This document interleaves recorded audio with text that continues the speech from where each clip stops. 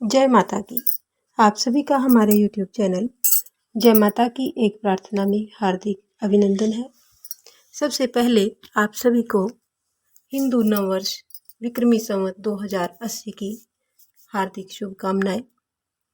ये नववर्ष आपके लिए सुखद हो और सभी आपकी मनोकामनाओं को पूर्ण करने वाला हो। जैसा कि हम सभी जानते हैं कि हमारे हिंदू नववर्ष का शुभ आगमन माँ देवी भगवती के नवरात्रों के साथ ही शुरू होता है।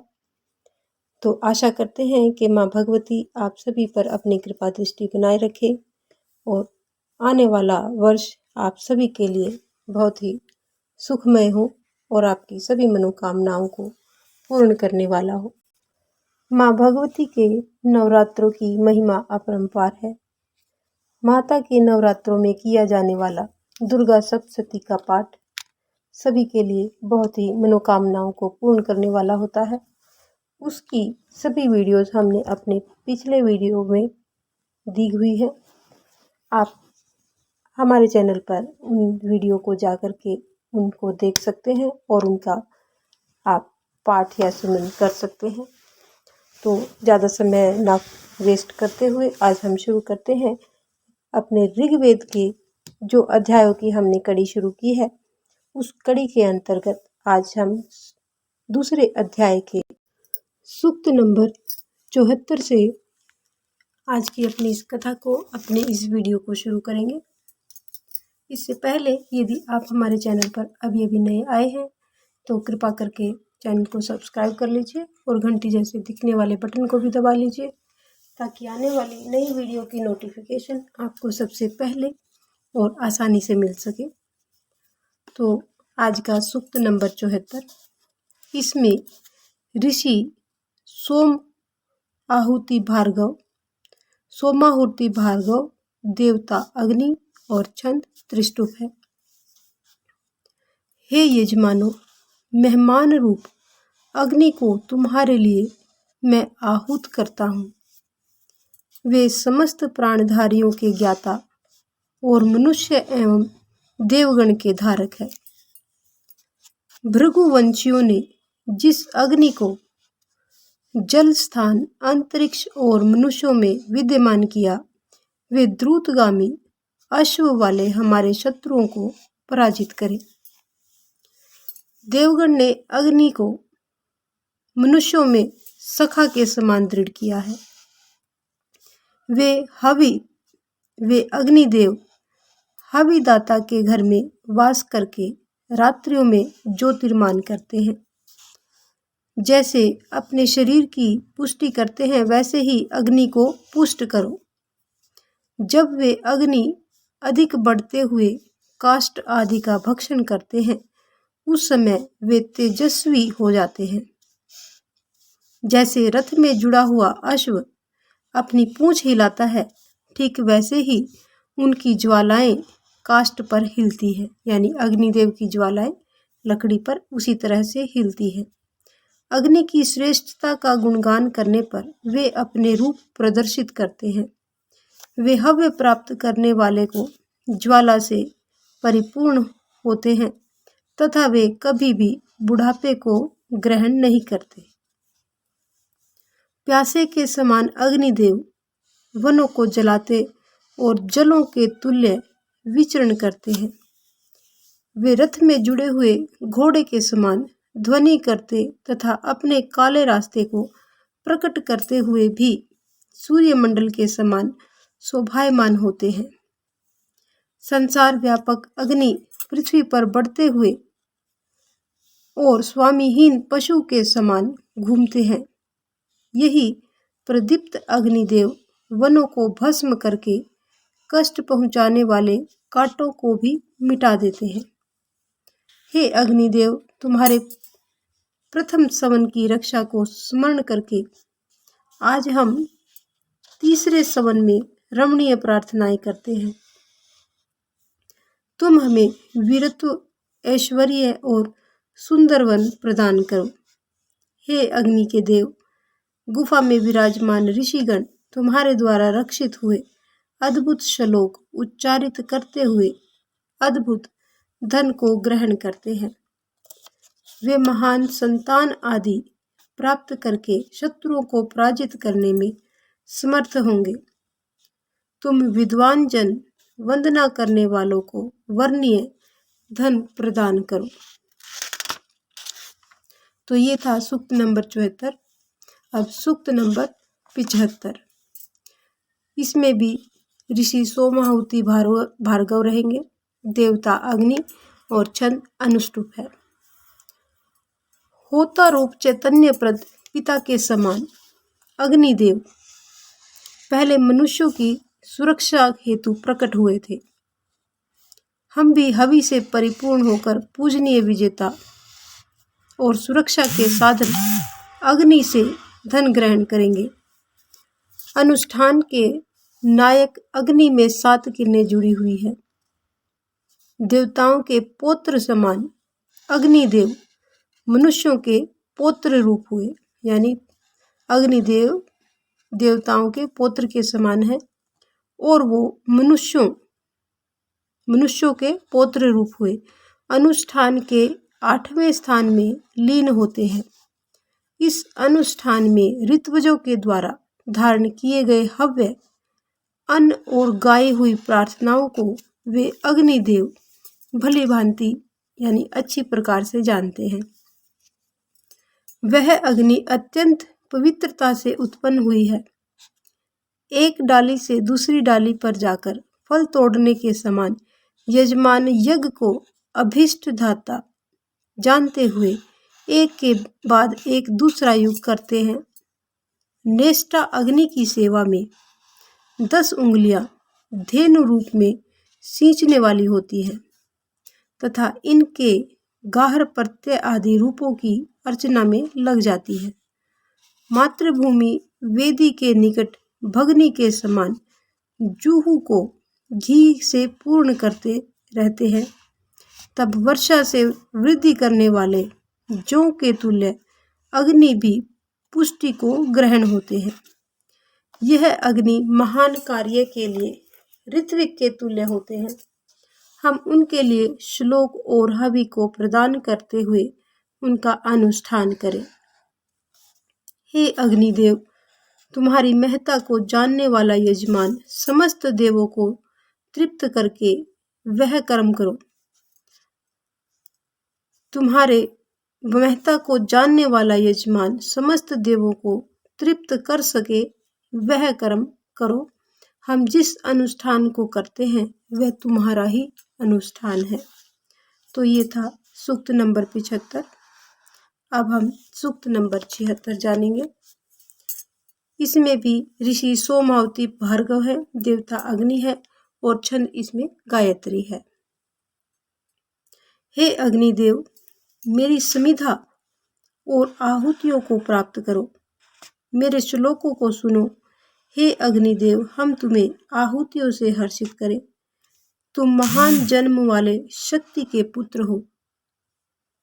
तुम यज्ञ को विस्तृत करते हो। हमारी प्रार्थना से आप प्रसन्न हो।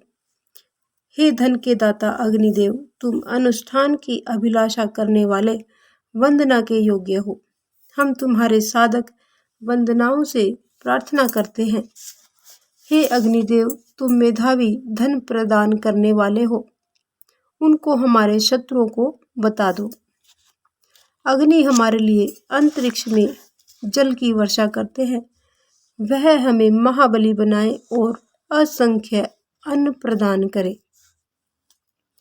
हे अति युवा अग्निदेव, मेरी प्रार्थनाओं को सुनकर आप यहाँ पर पधारो। मैं आप ही के सहारे की कामना से अर्चना करता हूँ। हे अग्निदेव, तुम मनुष्यों के हृदय की बात को समझते हो। तुम उनके दोनों जन्मों की बात जानते हो। तुम ज्ञानी मित्रों की भलाई करने वाले तथा दूत रूप हो। हे अग्निदेव, तुम ज्ञानी हो। हमारी इच्छाएं पूर्ण करो। हमारी सभी इच्छाओं को आप पूर्ण कीजिए और तुम चैतन्य प्रद हो। देवताओं का यज्ञ करने के लिए कुश पर पधारो। तो ये था 76वां सूक्त। अब सूक्त नंबर 77। इसमें भी ऋषि सोमाहुति भार्गव, देवता अग्नि, छंद गायत्री है। हे अति युवा अग्निदेव, तुम पोषक, पालक, प्रशंसनीय तथा ज्योतिर्वान हो। अनेकों के द्वारा अभिलाषी धनों को यहाँ लेकर आओ। हे अग्निदेव, शत्रुओं का पक्ष लेकर हमको पराजित न करो, हमारी प्रत्येक प्रकार से सुरक्षा करो। हे अग्निदेव, तुम्हारी कृपा दृष्टि से हम अपने आप समर्थ्यवान बन जाएंगे। हे पावक, तुम पूजनीय हो। घी की आहुतियों के द्वारा तुम अत्यंत प्रकाशवान हो। हे अग्निदेव, तुम पालन करता हो। हमारी सुंदर गऊ, बैलों और बछड़ों के द्वारा पूजे जाते हो। प्रतापी बल के पुत्र, यज्ञ संपादक, प्राचीन समिधा रूप अन्न वाले, घी से सिंचन की इच्छा करने वाली अग्नि अत्यंत उत्तम है। तो ये था सूक्त नंबर 77। अब सूक्त नंबर 78। इसमें ऋषि गुत्समत, देवता अग्नि और छंद अनुष्टुप है। जो अग्निदेव अश्व के समान तुल्य वाले, रमणीय, अन्न देने वाले तथा अभिलाषी वृष्टि करने वाले हैं, उनका गुणगान करो। जो अग्निदेव नायक रूप से उत्तम चाल वाले हैं, उनको हविदाता शत्रु के पतन हेतु पुकारता हूँ। हे अग्नि, महान लपटों से परिपूर्ण हुए घरों में विद्यमान हुए प्रतिदिन पूजे जाते हैं। उनका कार्य अक्षुण्ण होता है। रश्मिवान सूर्य के समान ही जरा रहित अग्निदेव भी लपटों के साथ प्रकाशित होते रश्मियों से शोभायमान होते हैं। शत्रुनाशक और सुशोभित अग्नि अत्यंत तेजोमय है। उनकी शोभा अद्भुत है। हम अग्नि, इंद्र, सोम तथा अन्य देवों का आश्रय प्राप्त कर चुके हैं। अब कोई हमारा बुरा नहीं कर सकता। हम शत्रुओं को हराने में सक्षम हों।